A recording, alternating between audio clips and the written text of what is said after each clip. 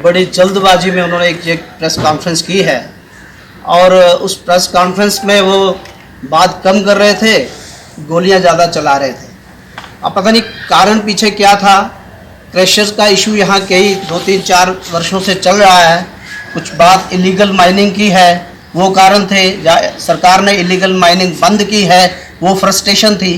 पर जो भी कारण थे, आज उन्होंने एक बड़ी जल्दबाजी में प्रेस कॉन्फ्रेंस की और उसमें कुछ हमारे ऑफिस पे भी आरोप लगाए हैं। डॉक्टर साहब पे उन्होंने सीधे सीधे आरोप लगाया है और इसीलिए ये प्रेस कॉन्फ्रेंस हम कर रहे हैं। ये आरोप उन्होंने किन तथ्यों पर आधारित लगाया है ये उनको पता होगा, परंतु कोई अगर उनके पास सबूत है तो अगले 24 घंटे के अंदर उनको प्रेस में, पब्लिक में आके उन सबूत को लेके आना चाहिए। नहीं तो जैसा कि मंत्री जी ने भी कहा है, क्योंकि वो हमें डिफॉर्मेशन का केस हमारी तरफ से बनता है, 24 घंटे के अंदर अंदर उनको ये सफाई अपनी पब्लिक में देनी चाहिए। जहाँ तो वो सबूत लेके आए, जहाँ फिर पब्लिकली माफ़ी मांगे।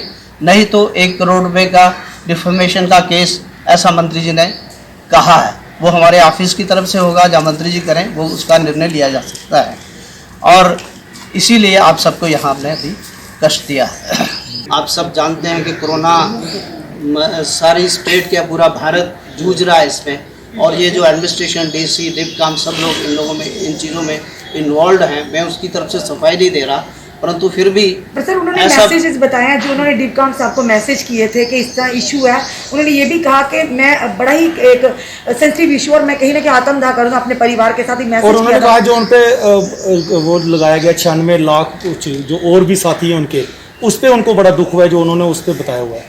देखिए, ये जो लीगल पेनल्टी उन पर लगी है उस विषय में ना तो मुझे पूरी जानकारी है कि किस आधार पे उन पर ये लीगल पेनल्टी लगी है।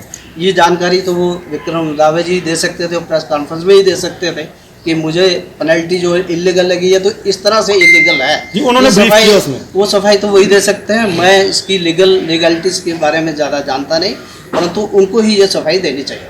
तो आप ये मानते हैं कि इतने आरोप पीएमओ पर लगाने के बाद कुछ सबूत देने होंगे जनता को? नेचुरली किसी पे भी आरोप लगाए, आम आदमी पे भी अगर कोई आरोप लगाता है तो उसको सबूत तो लाने ही चाहिए। बिना किसी सबूत पे किसी पे भी आरोप ऐसा लगाना मेरे हिसाब से तो ठीक नहीं। आप भी शायद इस बात से सहमत होंगे। सर, भारतीय जनता पार्टी की बात करें तो भारतीय जनता पार्टी क्या आपको लगता है कि कार्रवाई करेगी इसमें? भारतीय जनता पार्टी हमेशा, क्योंकि मैं भारतीय जनता पार्टी का सिपाही हूँ और इसलिए दावे के साथ कह सकता हूँ कि भारतीय जनता पार्टी हमेशा अनुशासन प्रिय पार्टी है। जो अनुशासन कहेगा, जो अनुशासन का मार्गदर्शन होगा, भारतीय जनता पार्टी उसी तरह से ही काम करेगी। ऐसा हमारे अधिकारी हमेशा से करते आए हैं, आगे भी ऐसा करेंगे और इसमें भी ऐसा ही करेंगे। Thank you. कभी बेड सोने के अलावा खेल का मैदान होता है। खाने की मेज पर खाने के अलावा अपनों का साथ होता है। इसीलिए तो हम कहते हैं कि एक मकान घर तब बनता है जब वो KS फर्नीचर से सजता है।